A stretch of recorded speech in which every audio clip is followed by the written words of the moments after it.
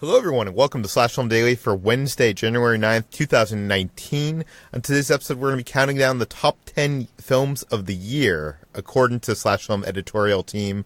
This is Slash Film editor-in-chief Peter Sciretta, and joining me on today's podcast is Slash Film managing editor Jacob Hall. Hello, hello. And weekend editor Brad Oman. Hey, that's me. So we have already done the top 10 films of the year by the Slash Film writing team on this podcast, but those lists are incredibly different than our lists. Actually, there's like a good 11 or 12 films that are on our list, our collective three lists, that are not on any of the top 10s on that list. So what I'm basically saying is you should listen to this. There's some discoveries to be gained here, probably, maybe, possibly. I want to start this out first with you guys, and I wanted to hear, Jacob, what did you think of 2018 in the year that was in movies? I thought it was a very strong year. I mean, I don't believe there's ever been a bad year for movies. There are only, good years and great years. And I'd say this is maybe somewhere in between. Very, very, very good year. I saw a lot of stuff both in the mainstream and on the fringe that I loved, and my top 10 reflects that. I mean, in my top 10 this year, there are two massive studio movies that were made for $100 million. There's also really fringe stuff that played best at midnight for cult audiences. So this year really brought a little bit of everything, and I was really happy when I made my top 10 because I realized that I had too many good movies. So that's actually a good feeling to have. We got to chop out things you love because there was so much. So I'd say it was a good year. Brad, how about you? Yeah, I feel the same way. I think, any given year, you're bound to be disappointed in some regards, especially when it comes to maybe some of the bigger tentpole movies that you get excited about, and those can turn out to be disappointment and make you feel like maybe things aren't as good on, the cinema front as they are other years. But I think every year there's always a lot of great stuff to find, and sometimes it's during award season, sometimes it's on the film festival circuit with indie movies. But yeah, this year was a great year. I like Jacob had a difficult time narrowing down my list of movies that I love this year and figuring out what order to put them in, simply because there was a lot of great stuff that I enjoyed this year. I feel like I'm the only one on staff that does not think this is an amazing year of movies.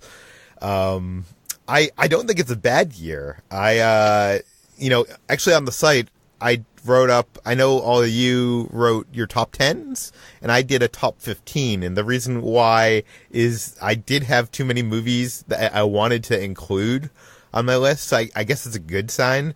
But I also did, and I think I mentioned this on the podcast last week, but I recently, on my Letterboxd account, went through and rated and ranked all the movies of the last decade and a half, because I was bored and had, obviously, cool like that. And so I got a little bit of perspective of what makes a year of movies and what kind of film, what kind of selection of films makes up each year.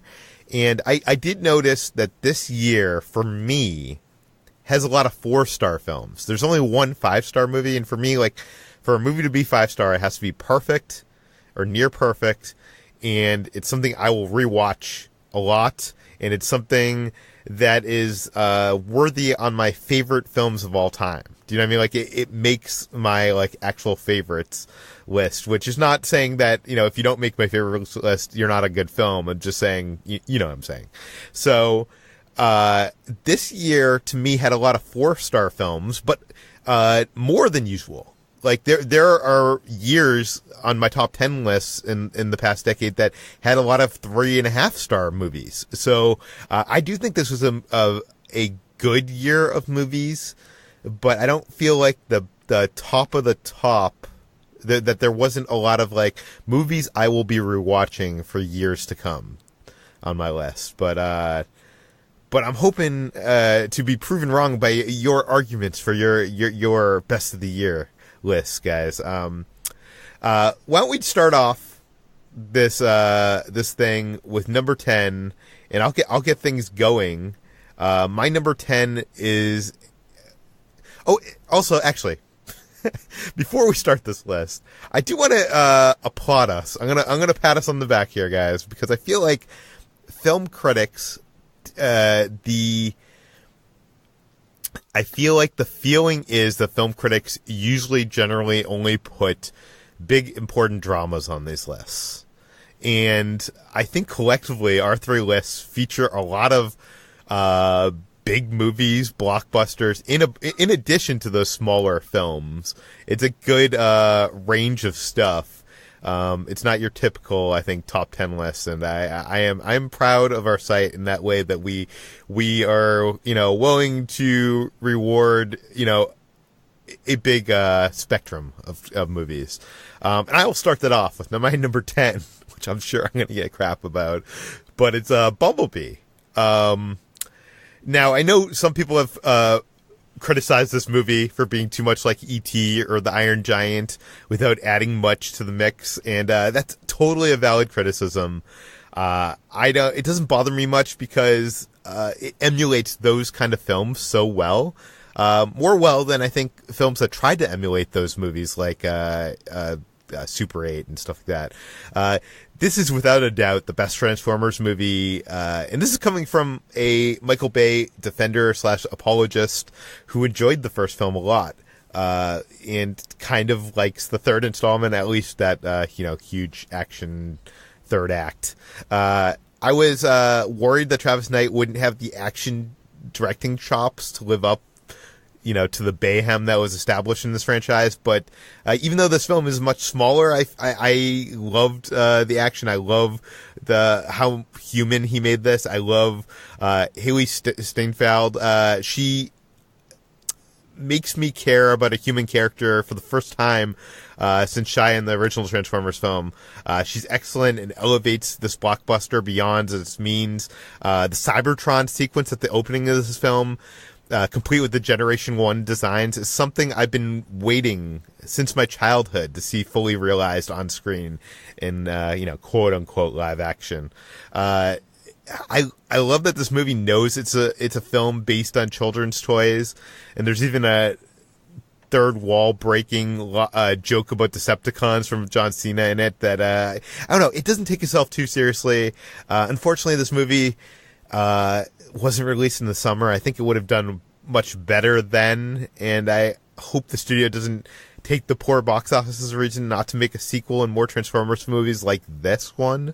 I really enjoyed Bumblebee. Jacob, what is your number 10?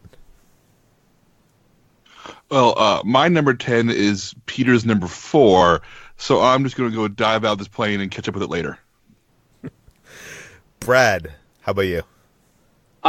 My number 10 is actually your number 5, so I'll just let the podcast be perfectly balanced, and we'll talk about it later. Okay, for number 9, let's start off with Jacob. All right, my number 9 is, you can't find a more different movie than Bumblebee than Can You Ever Forgive Me? Marielle Heller, very intimate, very funny, very sad dramedy about a out-of-work writer played by Melissa McCarthy who starts forging notes from dead celebrities in order to make money. It turns out that it's a very lucrative market, and she's very good at capturing the voices of other people, even when nobody else wants her actual work. And before it becomes this tale of like the lowest of low-rent crime, it is just a great depiction of being a creative type or a writer who is just having the roughest times. There's writer's block. There are just like scenes where characters don't take care of themselves. They get drunk. They go make increasingly poor decisions. And at the center of it all is McCarthy and Richard E. Grant as Jack, her newfound best bud, and they're both just these extreme off the beaten path, completely forgotten about people. They're both gay, which is a really really nice touch. The movie doesn't lean on that as a plot point, but it emphasizes how they feel like outsiders from a community that doesn't really want them or accept them, and they find each other. So even though maybe the draw here is Melissa McCarthy, does small crimes, it's really about these two extremely lost people who are honestly genuinely unpleasant to be around, but become like your best buds when they're together. It's really a movie about how find your friends and how you find who you are and how you find your community in areas where you don't expect it. And I found this movie to be profoundly moving and also a great hangout movie. I just hang out with these two as they get drunk and make bad decisions and turn on each other and forgive each other and help clean each other's apartments and betray each other and forgive each other again. It's just, I found it to be just this beautiful depiction of friendship and creativity and just being at your lowest lows and powering through it. I have yet to see this film. It's still on my watch list. So I'm excited to check this out, especially after that, review. Brad, what is your number 9? My number 9 is Game Night, and this is a movie that has stuck with me all year. When we did our midway lists of the best movies of 2018 so far, it was my number 1. I'm a huge comedy nerd. And this movie is simply just one of the best studio comedies that I've seen in a long time. It has such a tight script. It's a stylish movie. It does this incredible thing where it perfectly balances absolutely hilarious jokes and gags with a genuinely suspenseful and cool thriller story. It has surprising twists. It has amazing performances, especially Jesse Plemons stealing every scene that he's in as the creepy next-door neighbor cop, Gary. But this movie is just, it's nonstop, hilarity the entire way through. And there's even sequences in here that are shot in a way that you don't normally see in movies like this. John Francis Daley and Jonathan Goldstein do this whole sequence in the millionaire's house where they're trying to get that Fabergé egg that they need, in order to save Jason Bateman's brother, and it's shot like a cool one take, fight sequence from a blockbuster, and it shows exactly why they got a gig directing The Flash. So I can't stress how much I love this movie. I've introduced it to so many friends and family because of how good it is. And I've watched it several times throughout the year, and it's always great. And I wish more studio comedies would be just as memorable and really take risks and do something different so they stand out like Game Night does. It's so funny. This movie is so damn funny. Yeah. This movie actually made my list at number 11, which we're not doing on the podcast. You can read my full list on slashfilm.com and linked in the show notes. But I agree with everything you said. I feel like I wish more studio comedies were this good and shot in this way. And Jesse Plemons, so good. Let's move on to my number 9, which is a film that doesn't appear on anybody's list. Actually, the films we've mentioned thus far, none of them appear on anybody else's list. Mine is Love, Simon. This is not a film I was looking forward to or expecting to love.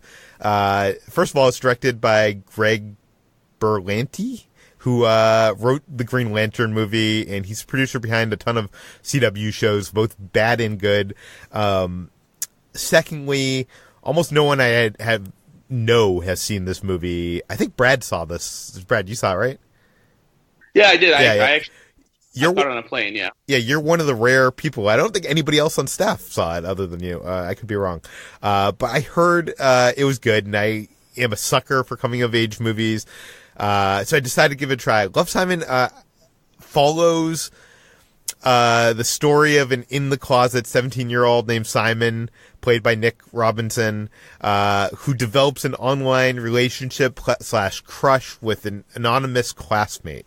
And this film is partially a heartfelt coming-of-age story, focusing on that first love in, the typical trying times of high school. And but at its core, I think, is this mystery that examines everyone in his school life and looking to uncover the person who is on the other end of these correspondences. One thing that really surprised me of this film is how matter-of-factly it treated Simon, being a gay teenager. This is probably the first studio-produced gay love story to hit screens nationwide, and the film doesn't flaunt this milestone or use this perspective to go into areas you might expect. It's always divergent expectations in that sense, and I kind of love that. Like the films of John Hughes, the story feels universal, even though Most people probably never experienced anything like the mystery conceit at the core of the story. It's a sweet story that'll make you laugh, cry, and even though it doesn't veer far from the tried and true traditional structure of like these kind of movies, it does feel kind of a little bit like the same, but it feels fresh and something special. And yeah, so that's Love, Simon. Let's move on to our number 8 movies. And I'll start this one off by saying my number 8 is Brad's number 2. So meet me in Roma to find out about that film later. Jacob, what's your number 8? Oh, my number 8 is Brad's number 1. So I'm just going to break out the good booze and call over some family and have a tough conversation a little bit later. I'm not sure many people are going to get that one, but okay. Brad. Well, no one else saw this movie except us, Peter. Okay, Brad, what's your number 8? Well, my number 8 is actually Jacob's number 4, so I'm just going to sit here and turn to flowers and wait until later to talk about it. Okay, let's move on to number 7, and I'll start this one quickly with my number 7 is Jacob's number 4 as well. So I'll meet you in that garden, Brad, at that time. Jacob, what is your number 7? My number 7 is a movie I saw at South by Southwest early last year, and that was Blind Spotting.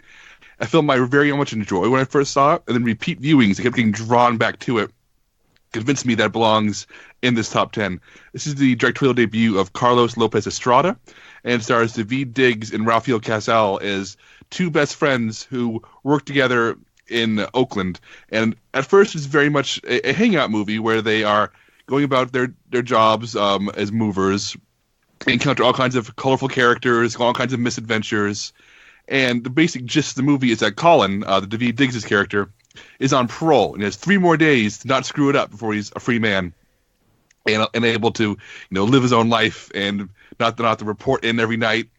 And the movie keeps on putting him in dangerously close to situations that could derail that. And it's really funny. It reminds me a lot of Spike Lee's Do the Right Thing in that it puts you in this neighborhood, puts you in this city, and puts the good and the bad, the ugly and the beautiful, and just lets you live out your life with these characters who you genuinely love. And then it slowly starts peeling back the reason why Colin was on parole in the first place, why his friend Miles may not be good for him, even though he is the best friend he has. And it has this really keen look at gentrification and how Oakland is changing and how these longtime Oakland natives are dealing with that. And ultimately, there's a scene where Colin, like the David Diggs, who's best known for Hamilton, where he is incredible. If you listen to that soundtrack or have seen the show, he raps. And there are scenes where he's will be by himself walking down the street and he'll rap to himself, sort of you see him kind of this, and it's written as being sort of creative thing he does to pass the time when he's bored. And there's a scene where he confronts somebody and it raps at him all of his feelings and frustrations and pain and terror. And it's a moment where I think Blind Spotting wraps itself up to become one of the quintessential 2018 movies, because this rap shouldn't work as well as it does, and I think about it constantly because it is such a powerful encapsulation of one person's anger spewing out of them in a way that is incredibly cinematic. And Blind Spotting is just, I expect I'll be watching this movie a lot, even more so than maybe my number top 5 on this list. Blind Spotting, a film that's going to be entering my Blu-ray player quite often. Yeah, this is a movie that was brought up on the other list as well. I have yet to see this, and they also pointed out that rap that you were speaking of. Brad, what is your number 7? My number 7 is First Man, and it's a movie that I have been really disappointed that hasn't been getting more attention on the award circuit that it seems like it deserves. That started to change a little bit with some nominations here and there, but I feel like this movie is such an incredible movie and better than it could have been. This could have been a movie that could have tread the same water as Apollo 13. It could have done what plenty of other space movies like it have done before. But I think what makes this movie stand out is just how personal and intimate Damien Chazelle gets with Neil Armstrong as a man, because this is a movie that is about the man that is Neil Armstrong, and it just so happens to follow him during the time that he is part of the efforts to get to the moon. And it's just so much more personal than any other, telling of this story could have been. It's not just about a moment in history. It's about this, tragedy in Neil Armstrong's life, something that stuck with him, something that defined him, probably even more so than the moon landing does, at least as far as Neil Armstrong himself is concerned. And I think that the ending of this movie is not only harrowing for the way space travel is depicted, but especially for how it resolves Neil Armstrong as a man, as a character, and what the moon landing actually means to him, as opposed to what it means to the rest of us, to the United States, to the space program. And I think that is something that no one really ever expected First Man to do. And I love this movie so much because of that. It's in my top 15. It's an incredible film. I wish I had room for it in my top 10. I think Gosling here is my favorite male performance of the year, possibly, because it's so hard to play someone so withdrawn, and he makes a fascinating case study in playing somebody who does not show emotions, and that's incredible. Yeah, it drives me crazy that people don't think he's doing anything special, because that kind of reserved performance is insanely difficult to pull off. I don't think he's not doing anything special. I just don't feel. I feel like we should be seeing that there's something going on in his head, and he's keeping it in, and I feel like it feels more like he's playing a robot. And that's one of the. No, I think that part of the reason that I disagree with that too, and I think this is why Damien Chazelle uses so many close-ups, is because I think you can see so much just in Gosling's facial expression, sometimes even lack of facial expression, and his eyes do so much to give an idea of what he is or isn't feeling in all these moments. I don't have a yes button, so I'll say yes. I'm such a NASA nerd, and I love Damien Chazelle's previous films, and I wanted to love that film. It did not make my top 15. But let's move on to our number 6 films. I'll start things off with Minding the Gap. And this is a film you can watch right now on Hulu. So if you have Hulu, you should check this out. It's this film compiles 12 years of footage. Director Bing Liu, he films and chronicles the struggles of himself and his friends as they try to move on from their past into adulthood. It starts with Bing filming his friends for skate videos as teenagers, and evolves into a much deeper movie that gives perspective of modern adulthood, manhood. What I think makes this documentary so great is Bing was filming his friends for years before he started actually making this documentary. And because of that, he had incredibly intimate access to them that would be almost impossible for the typical documentary filmmaker to get. He filmed some encounters and some moments between his friends that I don't think anybody could possibly be in the room for. It's just because of that. It's through these portraits we get a glimpse into the fractured home lives of these kids and how that resonates with them as they try to make their rough transition into adulthood. Bing even turns the camera on himself and his mother, which is extremely compelling footage. The film can be heartbreaking to watch, but is ultimately uplifting. And another film in my top 15 is mid-90s, the directorial debut of Jonah Hill. There's been a lot of skateboarding movies this year. There was also Skate Kitchen, and I would recommend someone watch all 3 of these as a triple feature. I would start with mid-90s, go into Skate Kitchen, and then end with Minding the Gap. That is my gift to you out there. Watch those 3 films. You will thank me for it. Jacob, what is your number 6? My number 6 is a movie that was featured heavily on the writers' lists, so I won't go too much here. But Yorgos Lanthimos' The Favourite, which is essentially What If Mean Girls, but in the British royal court, and it is just this funny, wild, vicious comedy. Probably the gayest movie of 2008 and 18 for a number of reasons. Not just because of what's going on, not just because of what goes on with the actual relationships on the screen, but because it is just this catty, witty, stylish movie that veers on camp in all the right ways. And what I love most about this is that it proves that you can look like a period piece. You can have all those costumes and the luxurious sets and all the details you can get from like those, Oscar baity dramas, but then they can ultimately be, a really catty love triangle story driven by the pettiest people in the world. And Rachel Weisz, Emma Stone, and Olivia Colman are just fantastic in the leads. And I want this movie's nightmare high school version of British royalty. I think this movie's a hoot. It's ultimately really tragic, but in ways that, like, from a distance, inform the comedy. And I know Peter does not like this movie, and he's wrong, but I think The Favorite is a really wonderful, kind of incredible little thing. This is one I'm clearly in the minority of. Like, I feel like I can't find one single person that agrees with me on this one. So don't listen to me. Listen to Jacob and the rest of the staff. Go see The Favorite. Brad, what is your number 6? My number 6 is actually Peter's number 4. So instead of talking about it, I'm jumping out a window. Not out of an airplane?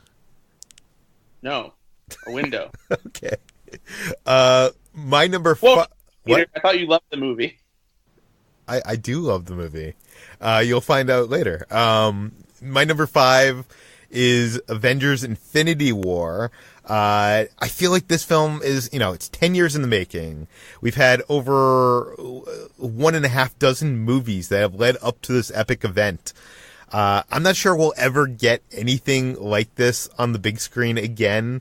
I mean, Hollywood keeps on trying to emulate this Marvel Cinematic Universe formula with very little luck. And seeing the Avengers interact with the Guardians of the Galaxy for the first time on the big screen was a blast. And to think Disney had the guts to end their huge cinematic blockbuster event with a snap that killed half of the known people in the universe.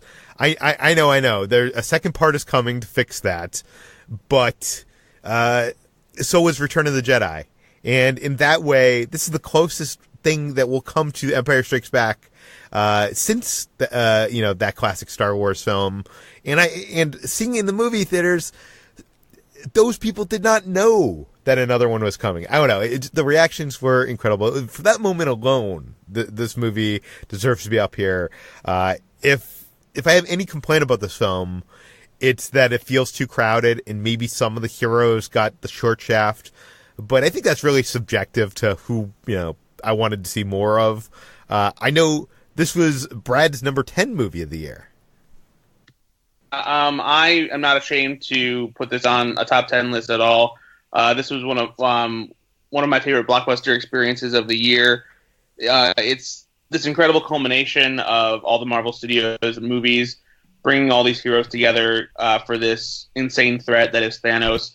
And it's kind of amazing that Anthony and Joe Russo were able to do something that is as coherent and fun, has high stakes, does things that surprise you, is funny. All of these things while doing justice to the epic comic story that fans have loved, for such a long time. It is a huge movie. It delivers action on a scale that you rarely see, in movies like this. It does things that you don't see in blockbuster filming simply because we've never had a crossover event like this in cinema before. It brings so many characters from so many different movies together that all exist in the same universe. I have fun with it all the time. This is another one that I've rewatched several times this year, and I'm never bored, and I love it. Jacob, are we wrong? Oh, you're not wrong. I think Infinity War is so much fun. I've watched it 3 times. It's a great superhero movie. I just can't justify putting it on my personal top 15. It probably wouldn't even make my top 30. But at the same time, I also think it's an incredible pop culture achievement. There are moments in there that become memes for a reason. I'm glad you guys love as much as you do. It's super fun. I think in 10 years, Jacob, when you look back on this year of movies, and if you were to put together the top 10 of that year, you would rearrange Infinity War to be put in there. This is my last word. No! Okay, Jacob, what was your number 5? My number 5 is a movie that is very much like Infinity War, except it's not in any way whatsoever. It's completely different. They're nothing like. It is Ari Aster's Hereditary. This is the best horror movie of 2018. It left me like... It might as well throw me against the wall and splattered me open and let me fall down a trail of my own blood. I was so wiped out by this movie. It is a vicious piece of work. And at the center of all is Toni Collette, giving my favorite performance of 2018. I think we don't give Collette enough credit. I mean, she pops in all the time. It was incredible work, and like no Oscars, like no, she doesn't headline a lot of movies, but here she is at the center of this family drama, family tragedy that evolves into the most macabre, vicious, supernatural horror movie I've seen in a long time, and she's brilliant. I mean, she's heartbreaking and she's terrifying, and she keeps the whole thing riding on her shoulders.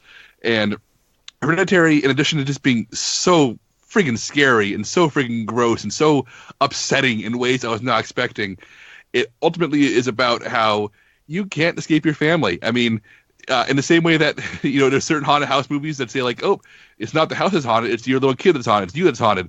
This is about a haunted family. This is about a family whose genetic code pretty much says, nope, you are doomed. You've been roped into this vicious cycle that you can't escape from.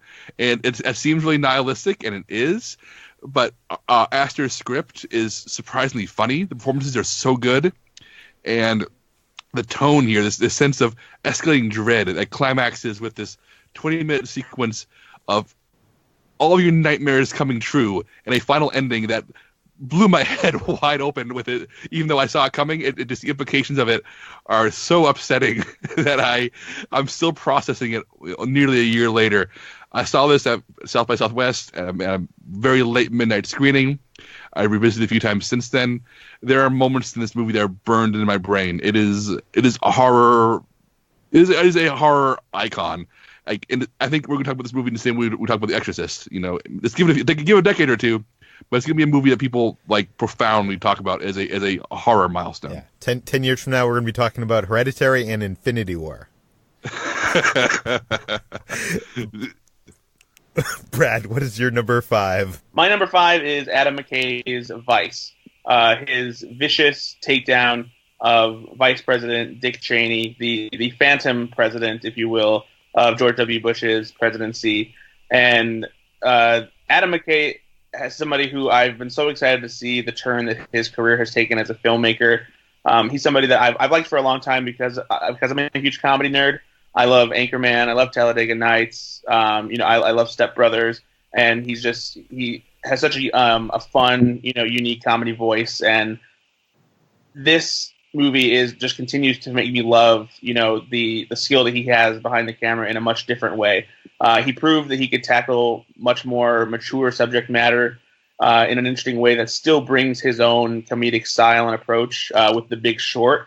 And I think Vice takes that to a whole new level because this is really just a harsh satire of Dick Cheney and what he did during his run up to becoming vice president, and how he wanted to use the government's power to show people just how great the United States can be, and really just shake things up in Washington D.C. The things that he does here are great. Like he breaks the fourth wall. He puts in a random surprise ending, and there's just so many things he does that this is exactly what we need during this tumultuous time in our political and social climate. It's a movie that is in your face about how evil and corrupt some of these politicians can be and how much we need to pay attention to. I talked about this on the last episode of the podcast, so I won't get back up on my soapbox for too long, but I think that the point that he makes about the distractions that we pay more attention to than we do about politics isn't something that is entirely hypocritical, because he's one who's always called attention to problems in politics. He even does it randomly in his, crazy comedies. Like Anchorman has a joke about Steve Carell's character, Brick Tamlin, getting a position on the Bush presidency. So I think that him calling out the idea of people paying more attention to pop culture and not giving enough attention to politics and the things that really affect us isn't hypocritical. It's important, and it's something that people just that need to do. And Vice is a movie that I think hits that home and just shows us how bad and dangerous it can be when we don't do that. For sure. I also like that movie. It didn't make my top 15, but barely. And I'm surprised it's getting so much. I feel like it's getting hate, right? Like, a lot of people do not like this movie, and people straight up hate it. It's kind of strange to see. It seems like it's mostly because of the criticism lobbied towards pop culture and entertainment in general, which I think is such a small part of this movie. First of all, but even aside from that, you can't help but appreciate Christian Bale and how great he is as Dick Cheney. He's got his mannerisms and his delivery and the way he walks, like he's got it down, and it's scary even. And I want to apologize to those listening out there that if you hear some technical hiccups throughout this show, it's because for whatever reason the city of West Hollywood has decided to turn off my power during the recording of this podcast. So we are recording over cellular internet, and it's I'm seeing a couple hiccups, but please bear with us. Let's get to our number 4, which, by the way, our number 4 has our first of 2 crossovers, which all 3 of us had these films on our list. Let's start this first with Mission Impossible Fallout. Now, I had this highest at number 4. Mission Impossible Fallout isn't my favorite entry of this franchise, but I do agree that it might be the best overall film. I still think I prefer, Brad Bird's Ghost Protocol, specifically the insane Burj Khalifa IMAX sequence. And I don't know, J.J. Abrams' Mission Impossible 3, even though it lacks the huge action, it's just so much fun to watch. I think I've probably rewatched that one the most. But Fallout is such a great film. The action is insane and unrelenting, exhilarating. It's almost nonstop. Like, this film has so many action sequences that all of which are amazing. And Tom Cruise is trying to kill himself. We won't let him do it. We're capturing it on film. This is the pinnacle of high spectacle. I expect that I'm going to be rewatching this film from years to come. This is one of the few films on this list I feel like I could end up rewatching every year. I also loved how Fallout kind of leaves its James Bond-inspired roots behind and becomes the first real sequel in this franchise. And it's not just a sequel to the last film, it's a sequel to all the other films before it.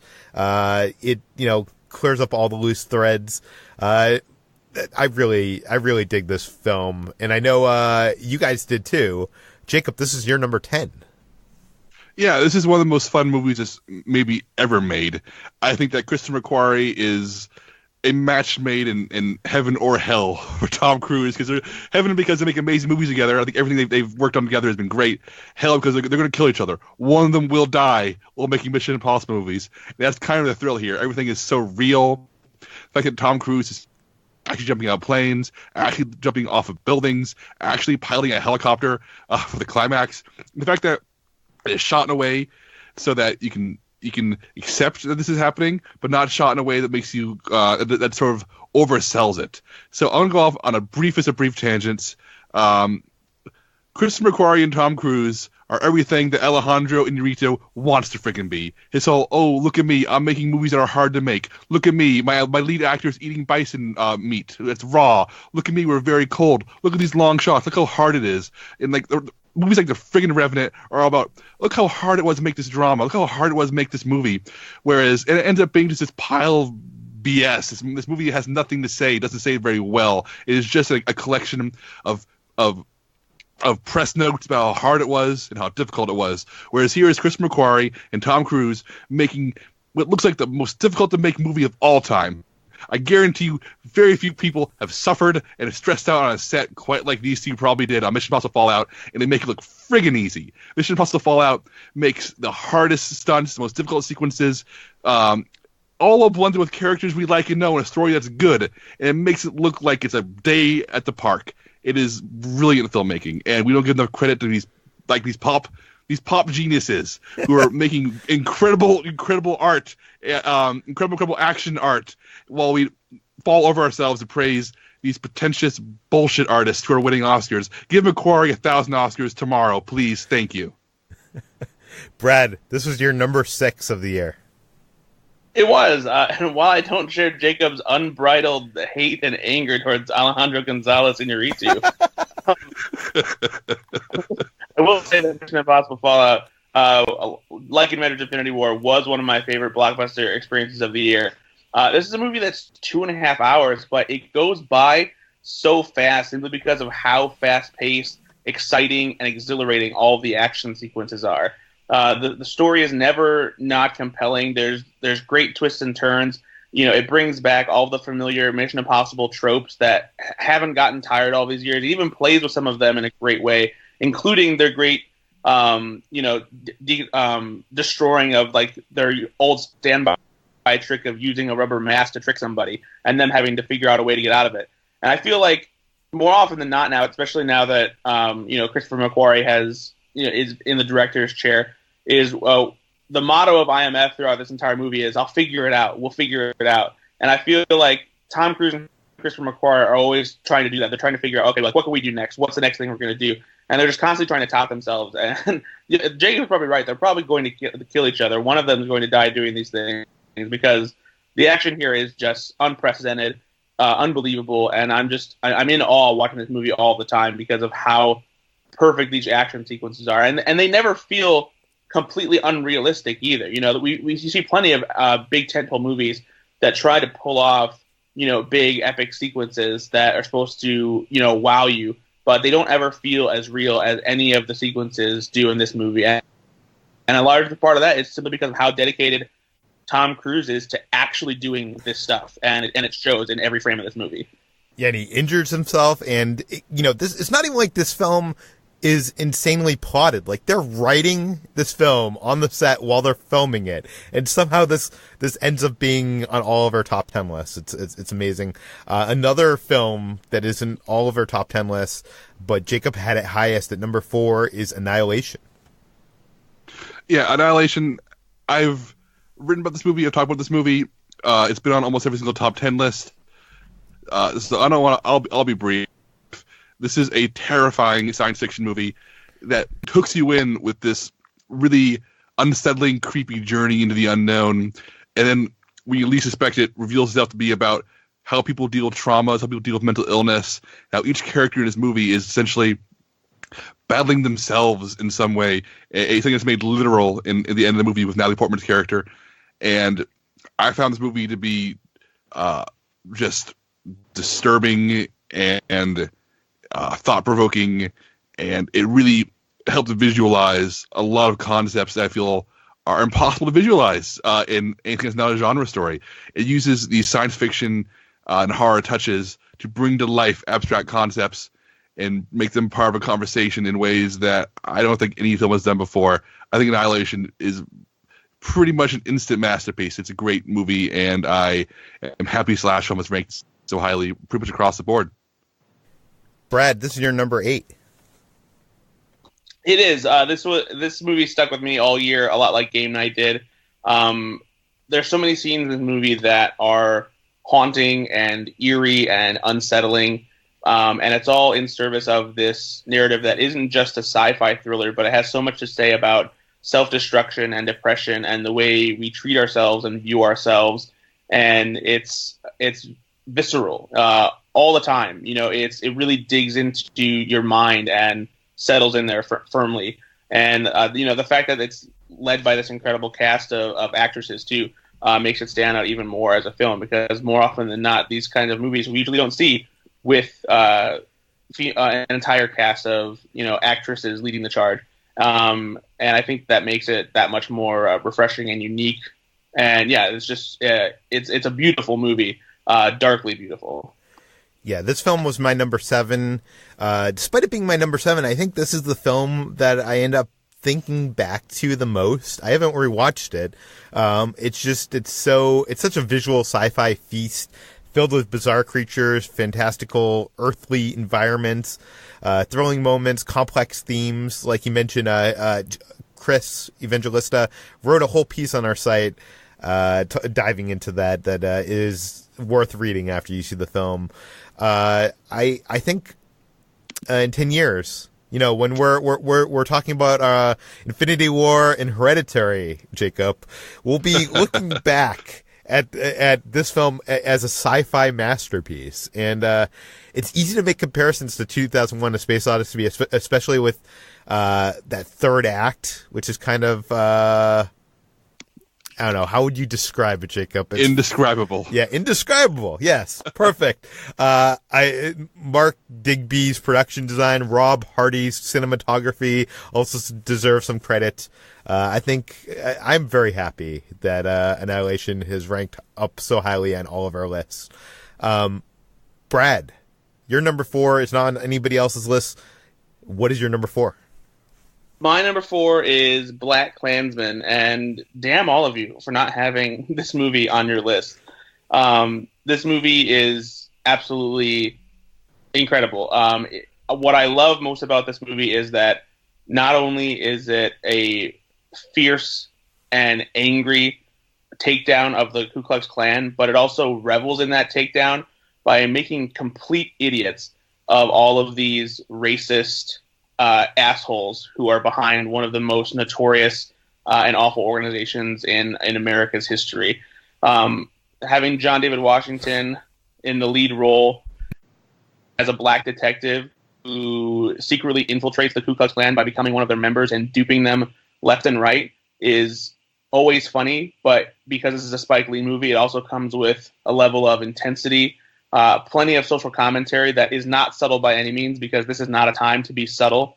The ending here is one that is infuriating and one that needs to be seen by anybody and everybody, because the parallels between how the Ku Klux Klan behaved during, these times when they were in their prime has eerie and disturbing parallels to what is going on in the country today. It is an important movie, but it's also a movie that is thoroughly entertaining, and oftentimes that's the best kind of movie. I just feel like the ending of this movie, I'm not talking about the ending, like the ending of the story of this story is so kind of very anticlimactic. And even though it has great performances, and that ending that people are talking about, which I'll be vague about, that comes after the ending, is very powerful and makes you so angry and filled up with so much emotion. I'm not sure the film earns that. But Jacob, what did you think of Black Klansman? I think Black Klansman is very, very good. It is in my top 25. If you want to ask me to see my full list someday, I'll show it to you. I think it's Spike Lee. Finding the balance between Spike Lee, the provocateur, and Spike Lee, the entertainer. He usually, picks one or the other and runs with it. But this is a perfect balance of him doing both. I think that the movie has peaks and valleys that are very high and maybe a little too low. I think there are moments in this film that are absolutely incredible, sequences that stand out. I still think it hangs together as well as maybe other movies on this list. It is a terrific movie. Like I said, it's the fact that I like it this much. It's not my top 10 says a lot about how much I like this year. Yeah. Let's move on to our number 3s. I'll start things out with Searching. This is a film that's not on any of your lists. I'll be honest. This concept I was not interested in seeing this movie. It's filmed entirely on a computer screen. But Ben Pearson came home from Sundance Film Festival ranting and raving about this little film, and I had to see it, and I saw it, and this thing is so good. The thing that prevented me from wanting to watching this film, this conceit of everything taking place on a computer screen, is what I ended up loving the most about this movie. The constraints of that creatively, and how they cleverly and in exciting ways the filmmakers navigate their story using that framing device is what's so interesting about it. The opening of this film plays like the beginning of Pixar's Up, and is told, on a computer screen by the guys who made those heartfelt Google commercials that made you cry. This film is inspired by the true crime genre that our society has kind of become obsessed with in recent years, and offers some very unexpected fun twists and turns that totally averted my expectations. I'm honestly surprised it's taking actor John Cho this long to get the spotlight and acclaim he deserves. I hope he gets more opportunities from Hollywood. I really like this film. Jacob, why was this not on your list? Oh, Peter, you caught me. I have not seen Searching. Oh, yeah, you still haven't seen it. But, Brad, yeah, you saw it back one at of my Sundance, big blind right? spots. Yeah, I saw it at Sundance too. I really like this movie. I saw it at Sundance, and I actually went out of my way to see it again once it came out in theaters near me. And I took my girlfriend and my parents to go see it because I knew they would like it, especially with the fun twists and just the unique storytelling. And but it wasn't something that like kept speaking to me, and I kept coming back to and thinking, man, this movie is so good because it is a little bit hokey, and like especially when you get down to it, it's not necessarily the I don't know the most I guess eloquent crime thriller you could say. I'm not sure, but it's I really like it. I really enjoy it, but I feel like it's a little bit more surface level entertainment than any of the other movies that I felt like I really connected with this year. Fair enough. Jacob, what is your number 3? My number 3 is Luca Guadagnino's remake of Suspiria. I'm actually a big fan of Dario Argento's 1977 original film. And what's interesting is that movie is very plot light, very character light, very heavy on visuals and surreal moments and nightmarish touches. It feels like it's set in 1977 Berlin just because. So when Guadagnino, the director who made Call Me By Your Name last year, another great movie, when he approaches the remake, he's the kind of guy who says, okay, let's make the fact that this is set in 1977 Berlin vital to the plot. So he actually examines the politics of that time and the politics of that location and comes up with a story that is very reflective of that time and place. So like the original, the bulk of the film is set in a dance academy secretly run by witches. And unlike the original Suspiria, there's a lot of plot here. There's so much plot that it took me 2 viewings to really wrap my head around everything that was going on. And the basic gist of the story, Dakota Johnson's character, an American, comes to the school. Tillis, his character who runs the dance academy, may or may not have malicious plans for her. And it ends up being this really harrowing story of rebellion and need for rebellion, and when rebellion is justified and when violence is necessary, and is violent rebellion something that we need to do. And it's also a great deal touching on memories and guilt and PTSD, and pretty much all these ideas are spilling out into this into a story about witches, and a story about witches who are dancing and using dance as a ritual. And it's a movie that's overflowing with ideas and concepts. And like Call Me By Your Name, like his other work, Guadagnino shoots it in a way that makes you feel like you're there.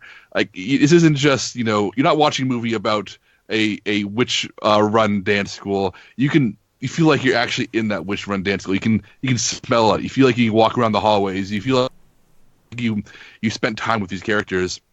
And it's a movie that the more I watch it, the more I realize that I have more to learn from it, the more I start to appreciate it, the more I put the puzzle pieces together. It is just this grand, slightly messy puzzle of a movie that drops you into this situation. And unlike the original, which says you're in a nightmare, this one says you're in this very bizarre reality. And it is maybe the best horror remake I've ever seen. It is a fascinating double feature of the original, but it very much stands on its own as this really wild feminist horror take. It's also about forgiving people of past crimes, but not forgetting their past crimes, while also the need for revolution. Like I said, a lot going on. Too much to sum up here, but man, what a movie. Wow. I still haven't seen this film. I suspect I won't like it. Your high praise, just like you did with the Favorite, your comparison to Mean Girls, got me to watch that. I don't think I could do this, Jacob. I don't think. Peter, if you didn't like The Favorite, you will hate Suspiria. I really strongly believe this, and you know what? That's perfectly okay. Suspiria is not a film for everyone. You're either going to love it or you're going to hate it. Both times I've seen it, I've walked out with people like next to me in the aisle, angry at it, but how much they hated it. So Really? it is not for everyone. It is a movie that's made with so many personal, specific touches that I can't imagine anybody who likes it being mad at anyone for disliking it. But for me, it struck all the right notes. Brad, what is your number 3 movie of 2018? My number 3 is actually your number 1, so I'm going to save it for Comic-Con. Let's move on to number 2 movies. I'll start this with 8th Grade. I don't think I've squirmed more in a movie seat any time this year than I did watching Bo Burnham's directorial debut. 8th Grade is a dramedy about an introverted teenage girl, played wonderfully by breakout star Elsie Fisher, as she attempts to survive the last week of her disastrous 8th grade year before leaving to start high school. Burnham is able to capture an experience so universal and horrifying that some people have called this a horror movie. And almost like slasher films, you are left on the edge of your seat wanting to shout advice to the character on screen. If only Kayla could hear us and learn from our experience. But just like us, she's going to have to learn for herself. I'm a huge fan of coming-of-age stories, and this is an exceptional entry into the subgenre. I know both of you have seen this film, yet it's not on your top 10. Why? Top 25, promise. Honestly, this probably would have been my number 16. I felt bad about constantly pushing it down, but there were so many other movies that just kind of stuck out more to me, and I felt accomplished more. But I do love 8th Grade, and I appreciate it for all of the reasons that you did too. It's so authentic and awkward to watch, but it's also hilarious because of that. I understand that for some people it's more of a horror movie and they probably never want to see it again, but I think that speaks to just how good of a job Bo Burnham did recreating what it's like to be an awkward adolescent, and how good of a job Elsie Fisher did in portraying that life as an uncertain teenage girl. Yeah. I kind of imagine Jacob's top 25 list is like Mary Poppins' Purse, where it actually fits like hundreds of movies. Yeah, but there's 50 movies in the top 25, Peter. That's how it works. Jacob, what is your number 2 movie of the year? Well, my number 2 is your number 1, Peter. And as anyone can wear the mask, I'll let you take the lead on that one. Brad, your number 2 movie. My number 2 movie is Roma. This was a movie that I saw late in my catching up in order to properly do this list. It made me immediately wish that I had seen it sooner, just so I could have reveled in it a little bit longer. It is such a smooth, elegant, beautifully told story, all thanks to Alfonso Cuarón's incredible gift of knowing just how to frame a shot and follow his characters, and do so without making you even realize, that you're watching a movie. The way he moves a camera through the scenes in Roma is so calming and just beautiful. A simple pan from left to right, especially when he's combining 2 shots into one with a cut that continues motion, it's gorgeous. And that's not even talking about the story at the center of this movie, which is sad and harrowing, but also has beauty in it, and it has a lot of personal feelings in it from Alfonso Cuarón, who grew up in Mexico City, and it ties this family story into the larger plight of what was happening in Mexico, during this time when the government was being called out by student protesters and citizens, and there was violence erupting in the streets, and it kind of balances the idea of this political unrest happening in Mexico City with the unrest that is happening in this family's house, both within the actual family and with their maid Cleo. And it's such a wonderful story that is full of both hope and sadness. And I think it's a perfect representation of the tragedies that we can endure as people, and that no matter how bad things get, there's always a brighter side that to help come out better on the other side. Yeah. This film was my number 8. I'm a massive fan of Alfonso's work, and Roma feels like his most personal film despite choosing to tell the story from the point of view and perspective of a childhood maid and not the children themselves. And maybe because of that, the lead character story kind of feels almost like it's more passive, or maybe that's the point. This film, I agree with you, is probably the most beautiful cinematography of the year. And Cuarón, who acts as his own cinematographer, he lets those scenes play out in like those beautiful pans that you were talking about, dollies. It's expertly composed. Every shot is gorgeous and could be framed on a wall. The film begins more like a slow poem, which I guess is maybe why it's further down on my list, not higher. In the second half, it really picks up and becomes haunting, heartbreaking, devastating, life-affirming. It's an emotional roller coaster of a movie that could only be crafted by a master like Cuarón. But this type of film, I feel like, is kind of the film I admire more at arm's length than, have my arms gripped around in a big hug. I plan to revisit Roma in future years, and I'm sure my love will grow in that time. But right now, that's how it stands. Jacob, I assume that this film is somewhere in your Mary Poppins bag of the 25 films. Look, I'm going to be perfectly honest with you guys. I tried to watch this on Netflix, got a little into it, and realized this is not how I should watch it. I'll try to watch it theatrically. And my attempts to see it in theaters have been a Marx Brothers routine of failure and slapstick. And I will see Roma. I will see it because it is now playing in Austin in theaters. I will have the chance. I will report back. Maybe I have a chance of breaking my top 10 in retrospect. But, it's a case where I chose not to see it rather than see it in the wrong way. Okay, fair enough. Let's move on to our number one films of 2018. And Jacob, let's start with you.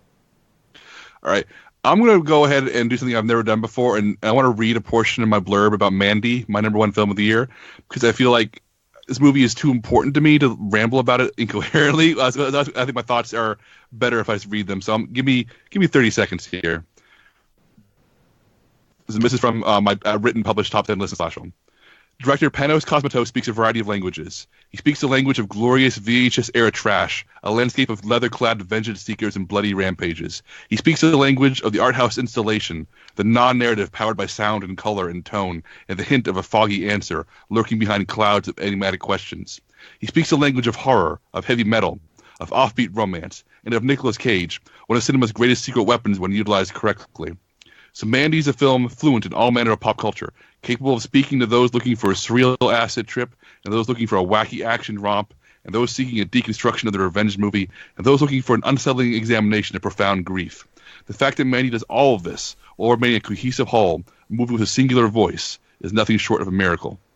So, yeah, I think Mandy is a film that swings for the fences. It is this acid-powered heavy metal fantasy that is also this really incredible showcase for Nicolas Cage playing a broken man out for revenge, and also a great showcase for Andrea Riseborough playing Mandy, who has a much smaller role than Nicolas Cage, but leaves a huge impression.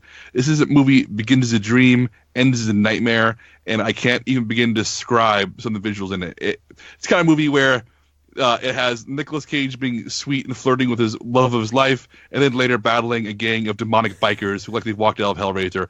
And it's the same movie, and never feels like it's like taking a left turn, because it eases you into its nightmare so slowly that by the time you reach the ending, you kind of realize, I don't know how we got here, but we did not feel jarring in any way whatsoever. And also, there's a great chainsaw fight, so 10 out of 10, A+, 5 stars. I have not yet seen this film. Brad, have you? Not yet. I actually just rented it the other day because I know I need to see it, but I have not taken the time to watch it yet. So that is why Mandy is only on Jacob's list on this podcast. Brad, what is your number one film of 2018?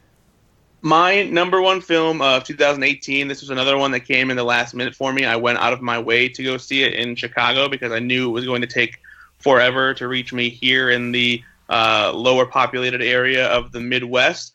And it's Barry Jenkins' If Beale Street Could Talk. I was wowed and moved by this movie.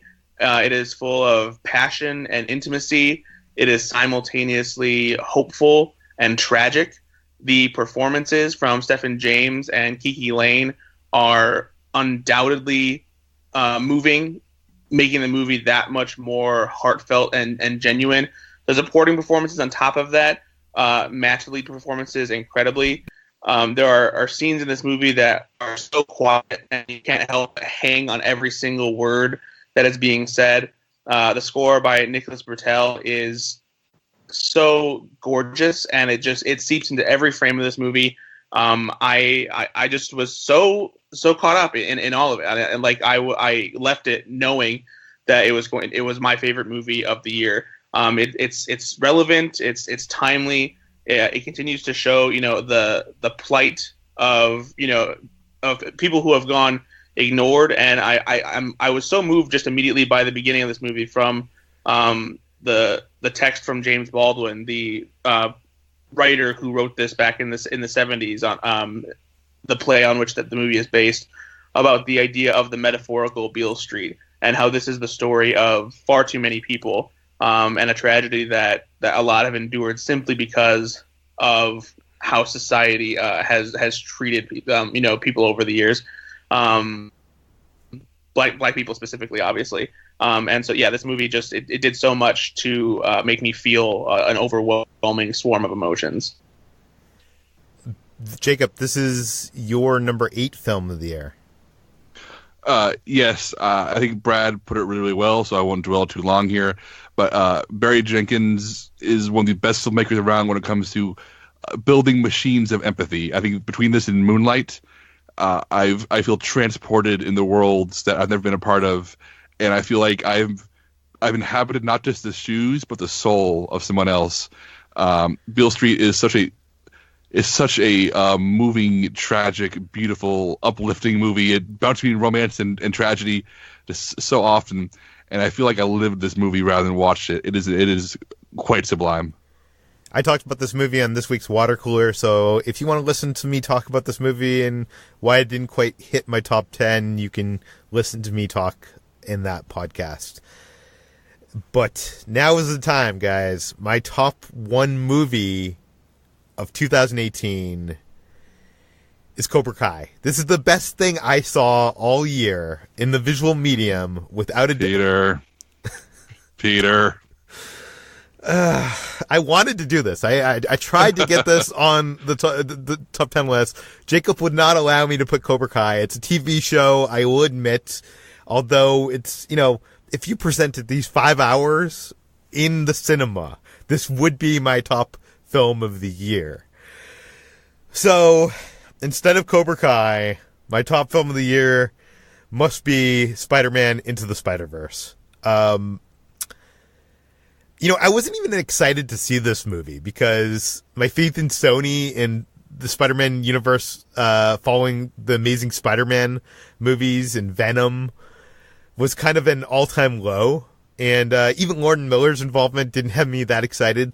Spider-Man Into the Spider-Verse blew me away. It is not only the best animated movie of the year, but in my opinion, a year in which we, in a year in which we got long-awaited sequels to some of my favorite animated movies of all time, Incredibles and Wreck-It Ralph. But honestly, in my opinion, it is the best movie of the year. It might even be the best comic book movie of all time, if you ask me. And that's a hard, that's a hard thing that's a hard claim. That's a really hard claim. This film feels more like a comic book brought to life than any other movie I've ever seen in almost every single way. The jokes, the visuals, the twists, the turns, the style, everything. The animation style is so bold and striking. It's innovation to the medium of animation in my mind. It feels like a story that couldn't be told at all in live action. It takes full advantage of the animation canvas to tell this story. Like that third act, I can't even possibly visualize what that would be like in live action. I love all the characters in this film. Spider-Gwen, Miles, all the different Spider-Men. I would buy a ticket to see all solo films of all these characters. And please, Sony, make them. I know this movie didn't make a ton of money, but I want them. I need them.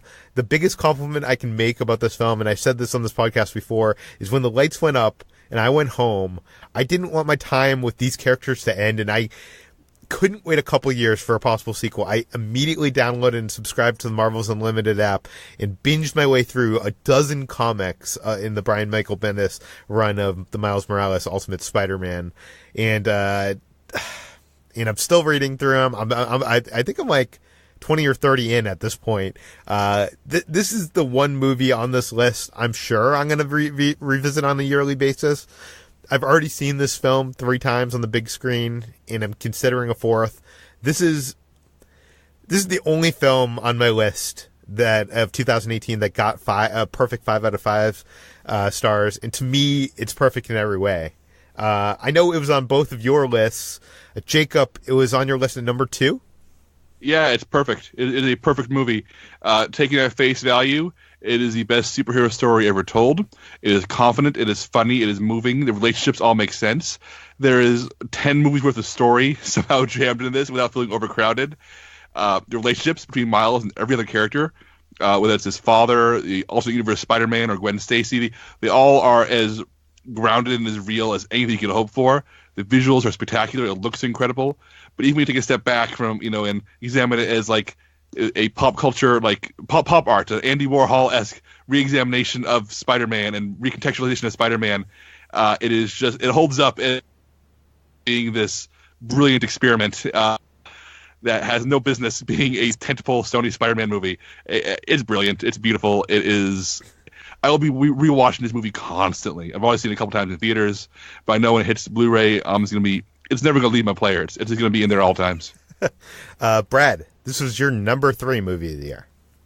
It was, and I did such a complete turnaround in this movie, like you mentioned, Peter, because this was announced at a time when Sony was already trying to figure out what to do with Spider-Man, and we knew that they were going to bring Spider-Man to the MCU, and then they were still talking about making this animated Spider-Man movie, and I was just like, how much Spider-Man do we really need? Like, what else are you going to do with this character? And producers Phil Lord and Chris Miller, and directors Peter Sciretta and Rodney Rothman and Peter Ramsey maybe put my foot in my mouth, because they delivered one of my favorite movies of the year. They did something wholly original in a genre that is oversaturated. They, like you said, they've done something that is such a close representation of what a comic book is and how a comic book looks and behaves, and just put it into motion in a way that's even more stylish than a lot of comic books. And it's just it's fun, it's funny, it's the shots are incredible, the animation is stunning, the voice actors are fantastic, and there's just so much about this movie to love, for being unique and for having great action, for being a superhero movie that brings such a progressive and inspiring message for people who aren't used to seeing themselves on screen in these big tentpole superhero movies. It accomplishes so much, and I just love how it completely upends the idea of what we think a superhero movie can be, and I hope that it inspires other studios to take some risks and maybe do similar things with comic books and animation, and do something that, where we get to see superheroes come to life in a way that isn't easy in live action, and allows them to do weird and wonderful things like this. Yeah, and you mentioning the 3 directors of this film, Bob Persichetti, Peter Ramsey, and Rodney Rothman, it's worth noting, because I feel like a lot of film geeks out there, not that Phil Lord and Chris Miller don't deserve credit. They do deserve credit. I mean, Phil Lord has a screenwriting credit. Both of them produced this film. But I don't want this to happen to the film where, if you ask 10 out of 10 people who directed A Nightmare Before Christmas, they'll say Tim Burton. And I feel like Lord and Miller are getting all the credit on this thing, and these 3 directors definitely deserve a lot of credit for this film. This film is, in my mind, a masterpiece. So credit goes to them and Lord and Miller on Spider-Man Into the Spider-Verse. Jacob, you wanted to talk about our collective top 10 of the year, right? Yeah, every my first year at Slash Film, I have, which 4 years ago almost, I have taken everybody's end of the year list. They send me their top 15 actually, and I compile them by a point system, and I come up with a site-wide top 15 that reflects the whole site. And usually, it's a really fun way to see the entire site's entire staff's opinions distillated down into one list. A good way to have like say what is not just my favorite list or your favorite list, but what are Slash Film's favorite movies. Yeah, this is going to be on the site tomorrow, right? Like, so yes, people are going to have to go to the site to find out this list. We're not going to reveal it. We're going to reveal it here. Oh, I want to reveal it here as a treat to our podcast listeners. I mean, I guess if they made it this far, we're like an hour in, right? Yeah. I mean, like, sure, if people who don't listen to the show can go read it, or if you want to go read it yourself after you have listened here, feel free. It goes up tomorrow morning. But for a quick recap, I want to here are the films that have been Slash Film's favorite films for the past 3 years, or 4 years. 2015 was Mad Max Fury Road. 2016 was Arrival. 2017 was The Florida Project. So now, 2018, after compiling everybody's lists, here are the 15 films of the year according to SlashFilm.com. Number 15, Minding the Gap. Number 14, Avengers Infinity War. Number 13, Eighth Grade. Number 12, First Reformed. Number 11, Searching. Number 10, Mandy. Number 9, Hereditary. Number 8, You Were Never Really Here. Number 7, Blind Spotting. Number 6, The Favorite. Number 5, Mission Impossible Fallout. Number 4, Roma. Number 3, If Beale Street Could Talk. Number 2, Annihilation. And number 1, our Slash Film's favorite movie of 2018 is Spider-Man Into the Spider-Verse. That's a good list.